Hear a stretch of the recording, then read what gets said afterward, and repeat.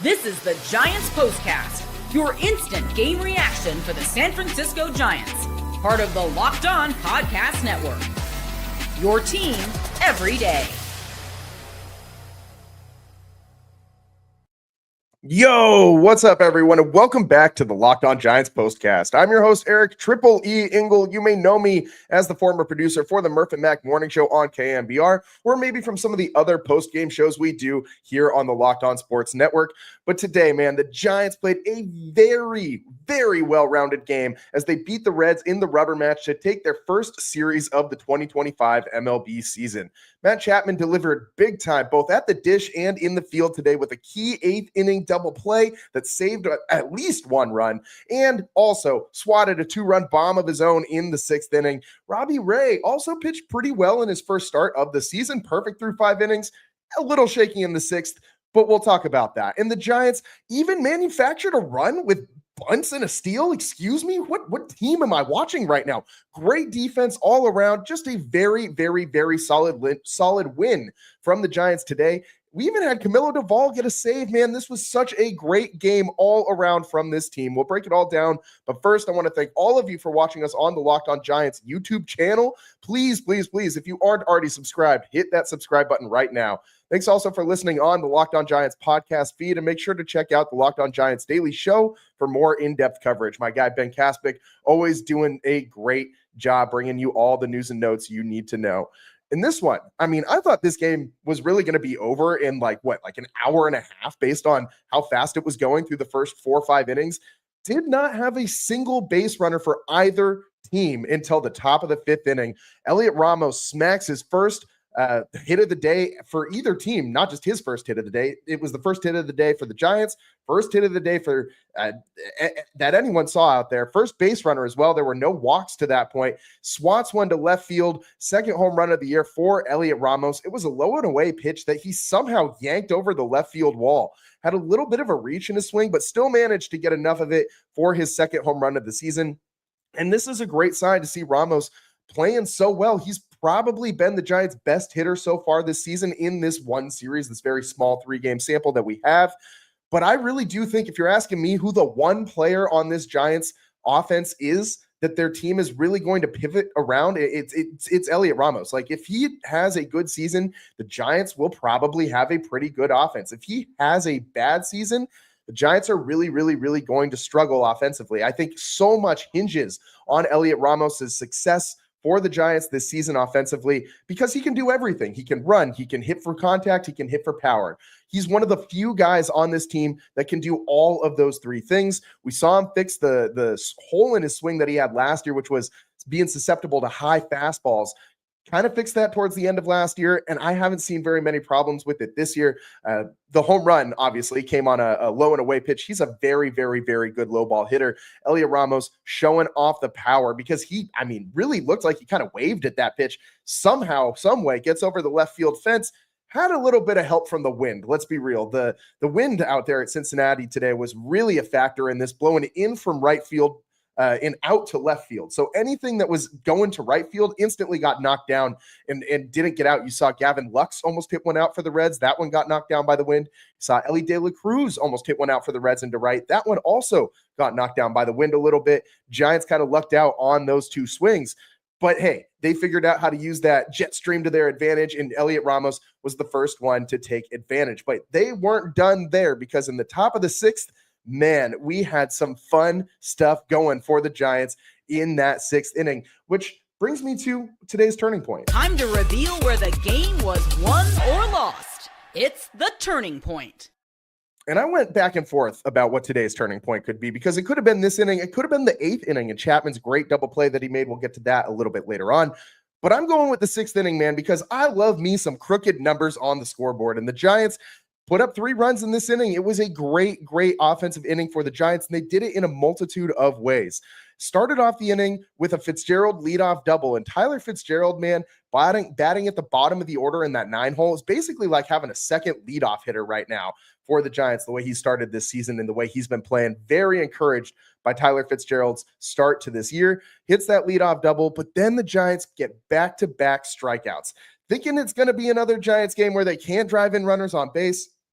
But Jung-Hoo Lee picks up Willy Adames and Lamont Wade Jr. with a double down the left field line and goes the opposite way with a fastball on the outer third of the plate, using the whole field. We know that he, from the small sample size we saw from Lee last season, loves to spray the ball all around. He's not going to try and pull it. He's just going to go with the pitch wherever it's located.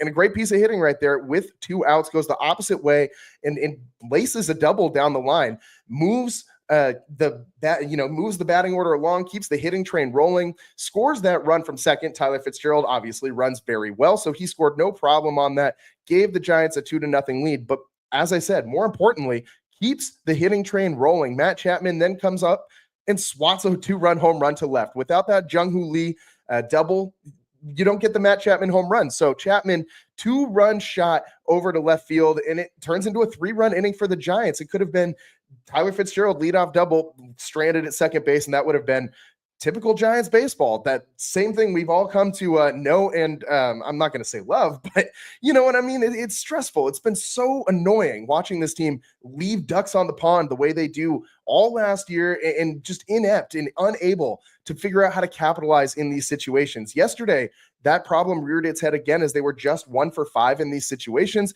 But today, the Giants remedy that. They go 3 for 7 today with runners in scoring position. So that's a big difference in today's game versus yesterday's game. It's the reason the Giants won. Without Lee hitting that double, Chapman doesn't get the chance to come up and plant one over the fence. But then in the bottom of the 6th inning, Robbie Ray starts to run into some trouble, and Chapman made one of his many phenomenal Gold Glove caliber plays in that 6th inning, which might get lost in the shuffle of everything else he did today. But he made an amazing play at third base, used the backhand to snare an absolute shot down the line, gets the runner at first.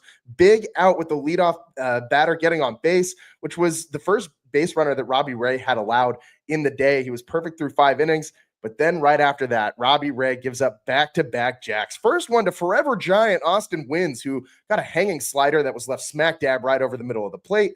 And the pitch before the home run, he actually got called for a pitch clock violation when he was in the middle of delivering the pitch. And that turned into a little bit of a thing out there in Cincinnati. Next batter, McClain, comes up and hits the second bomb of the inning on a fastball, also right over the middle of the plate. And Robbie seemed rattled at that point. Walks the next batter, which was Espinal, on 4 consecutive pitches. And you could hear the crowd getting really into it, man. They were starting to count down that pitch clock a little bit faster than it was actually ticking down. And Robbie Ray seemed to be a little bit rattled. The crowd just really letting him hear it.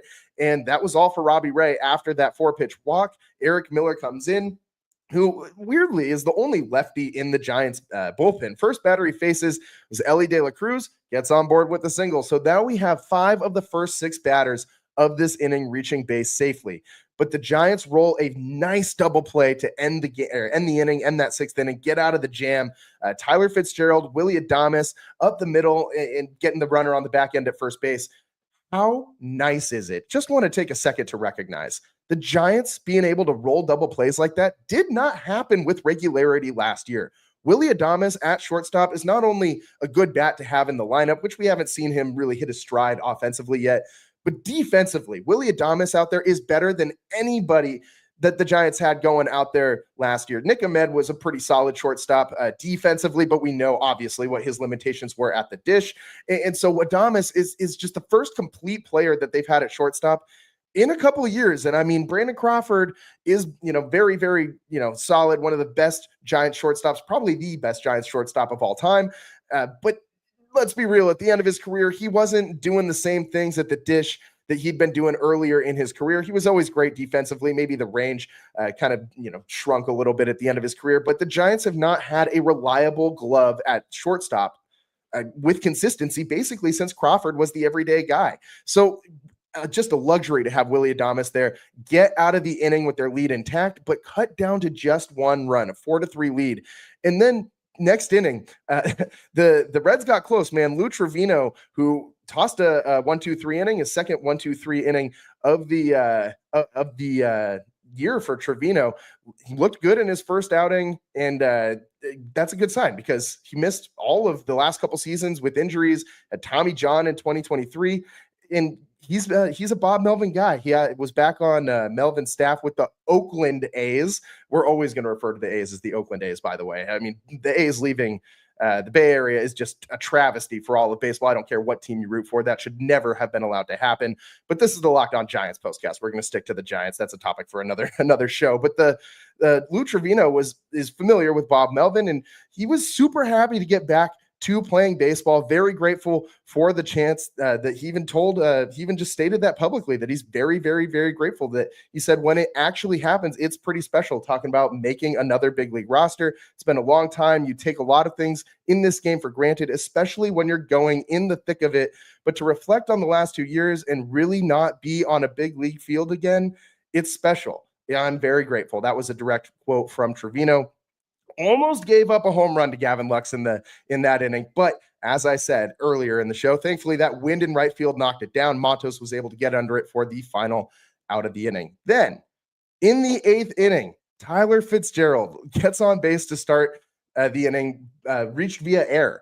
And this was a huge inning for the Giants, in my opinion, because they finally displayed the ability to win with some small ball, man. Lamont Wade laid down a phenomenal bunt, nearly beat it out down the base. Got him by a literal hair at first base. Then Tyler Fitzgerald, who had moved over to second base with the 1 out, steals third. Originally called out on the play, but after the replay review, he's ruled safe. Gave him a nice little swim move there, sliding into the base head first to beat the tag. And this is something we really did not see all of last season from the Giants. They were not stealing bases. They sure as hell weren't stealing third base in a situation like this. They weren't very good at bunting. They had so many bad, I remember so many plays from last season where they'd try to lay down a bunt and just like pop out to the catcher or pop out to the pitcher. It seemed like this was something that the team never even tried to work on during the Farhan regime, not just last season, but the entire time that Farhan and the analytics nerds were running this team. Didn't seem like they ever once thought about playing small ball because, well, the numbers say that a strikeout is better than a bunt for some dumb reason. I don't understand all of those things. I'm not smart enough to try and pretend to understand them. All I know from my experience playing baseball in my youth is that sometimes you got to drop down a bunt just to move a guy over and get him into scoring position. Giants did that in this situation. It worked out because up comes Willy Adames with Fitz on third base and only 1 out, gets the sac fly to score him and gives the Giants a huge insurance run, 5-3 lead at that point. Then they weren't done because with 2 outs, up comes Lee, who singles, keeps that hitting train rolling. Then Chapman walks, keeps that batting order just chugging along. And Ramos smacks a single to right, scores another insurance run. Giants then lead 6-3. All of this with 2 outs. The Giants, just a phenomenal outing today in that situation. Felt like after the first half of this game just blew by, but then every inning after that had some piece of drama in it for the rest of the game for the Giants. And in the bottom of the 8th, more drama for the Giants because Rodgers gives up a single and a walk to start the inning. And in a McLean tapper back to the pitcher, moves the runners up. Giants get the out at first base, but now you got second and third with only 1 out. And that sets the stage for the Matt Chapman play of the day. And we're going to give him our player of the game. This is the Locked On Player of the Game. And Matt Chapman made a phenomenal play at third base. I'm using that word phenomenal a lot, and I'm not trying to overuse it, but really, it was nothing short of phenomenal out there for Matt Chapman today. Made a great play at third, hard grounder to him. And for some just asinine reason, the Reds runner on second base decides to run on a ground ball in front of him that's hit to Matt Chapman of all people. I don't know what the hell that guy was doing out there, but he ran right into Matt Chapman, tried to dodge him and actually ran out of the base path. Initially, I thought Chappie missed the tag, but on the review, it kind of looked like he did actually connect the glove with the back of the jersey. So Chapman said that he heard the third base umpire call out of the base path and immediately stopped trying to chase him with the tag and fired that ball over to first base. Phenomenal ability to process what's happening in real time and react instantly. Matt Chapman gets out of the inning for the Giants. No runs scored. He saved at least that 1 run from third, and that was a huge play in this game. Really solidified the Giants' win today. Then Fitz actually reached on another bunt in the 9th inning, and the throw went into right field. He was given a hit on the play, but this is the kind of stuff that I need to see from the Giants because they're putting pressure on opposing teams, making them make a play, using that speed, just leaving that pressure on the opposing team and giving the onus to them, saying, go figure it out. Make a play and beat us. We're going to put the ball in play and we'll see what you can do with it. And so it paid off for the Giants today. Fitz ended up not being able to score in that inning, but the Giants already had that 3-run lead, and in comes Camilo Doval for his first save opportunity of the season.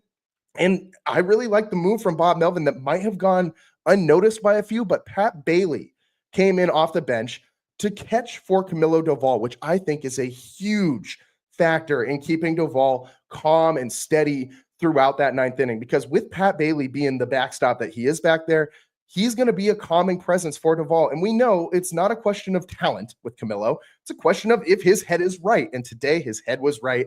Comes in, immediately strikes out Elly De La Cruz.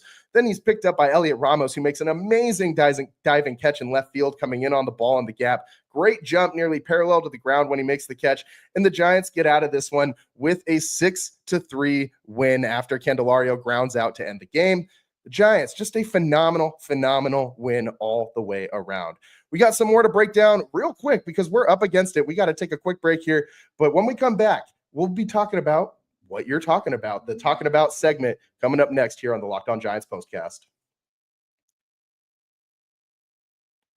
Today's show is brought to you by FanDuel. March Madness is here, and FanDuel is giving you the chance to get in on all the action like never before. Right now, new customers can get $200 in bonus bets when your first $5 bet wins. That's $200 extra bucks to use on everything from buzzer beaters to Cinderella stories and even who's cutting down the nets. How great was that Florida, not buzzer beater last night, but that three that they sank in, just an absolute huge situation to really push Florida over the top and get that win. A big win for Coach Todd Golden in his old stomping grounds here in San Francisco. So the Florida Gators are rolling right now. I know everyone's all on the Dukies. I'm kind of feeling Florida, man. I don't know. They might pull it off. So visit FanDuel.com and get in on the college hoops action all tournament long. Welcome back to the Locked On Giants Postcast. I'm your host, Eric Triple E Engel, and I'm just taking a peek at the chat. And my guy Greg saying Ramos is going to be a star. DG saying Vamos Ramos. Yeah, man, like Ramos has been the best Giants hitter, I mean, undisputably through the first 3 games of the season, but really for the last year. This guy has been so good for the Giants, and I'm so happy to see him have a full season with this team from start to finish. Started on opening day in left field.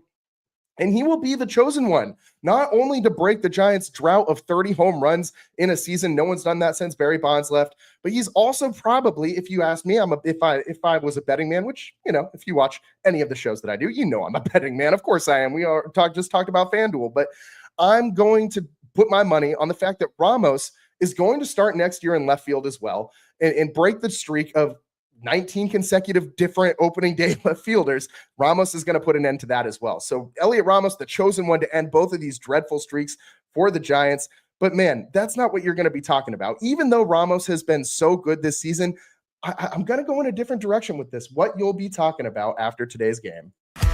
This is what you'll be talking about.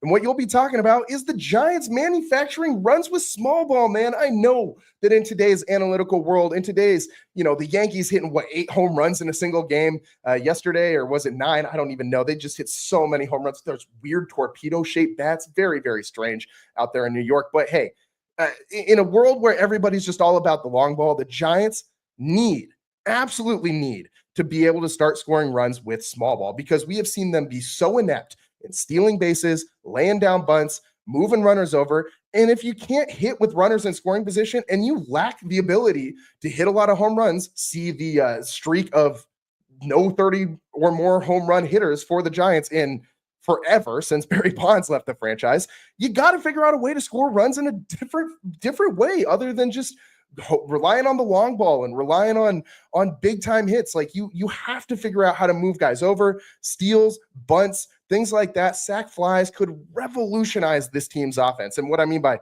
revolutionize is roll the clock back to the early 2000s or the late 90s. And that's the kind of baseball that this Giants team seems built to play. They have a lot of speed and a lot of ability on the base paths to do a lot of different things out there if they just figure it out. If they practice these things more, it's going to turn into some wins for the Giants this year.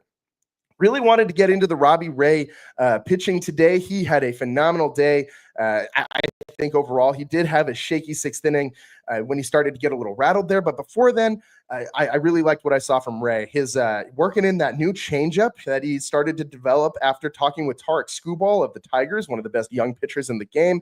It's called a kick change, which is different from a regular changeup, as you don't need to pronate when you're throwing a kick change. With the kick change, a lot of guys can't pronate in a lot of pitchers can't do it, even in major leagues. It's a really hard thing to do.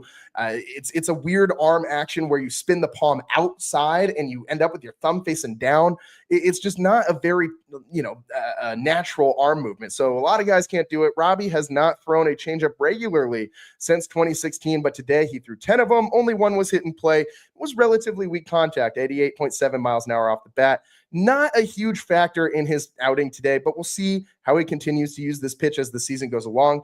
And again, if Robbie Ray can develop a third reliable pitch to mix in with the fastball and the slider, he's going to be absolutely nasty going forward. It's really all the time that we got for you guys today. Wish we had some more. I could really talk about all the aspects of today's game and just keep on going, but we got to get on out of here. Thanks everyone for tuning in today. DG, my guy Max, Greg, and my other guy Max, all in the chat today, chiming in. Appreciate you guys, and we'll be coming to you live as the Giants continue rolling along. They got the Astros coming up next. They travel to Houston, and we'll be coming to you live every single game post game on the Locked On Giants postcast. I'm your host Eric Triple E Engel. Thanks for tuning in. We'll see you next time. Peace.